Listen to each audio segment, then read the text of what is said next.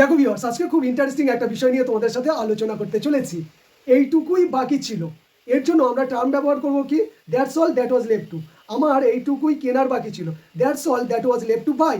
আমার এইটুকু দেখার বাকি ছিল, that's all that was left to see. আমার এইটুকু রান্নার বাকি ছিল, that's all that was left to cook. তোমরা প্রত্যেকটা বুঝতে পারছো যে কুক মানে রান্না করা, সি মানে দেখা, বাই মানে কেনা, প্রত্যেকটা কিন্তু মূল ভার।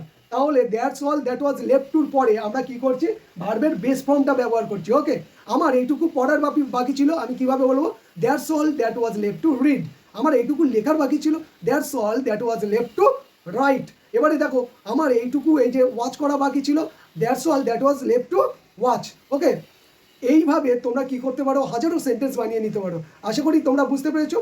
তাহলে টার্মটা কি, টার্মটা হচ্ছে that's all that was left to.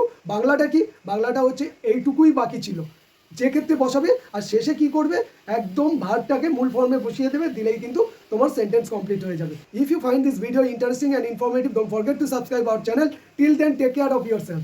By bye, see you in next video.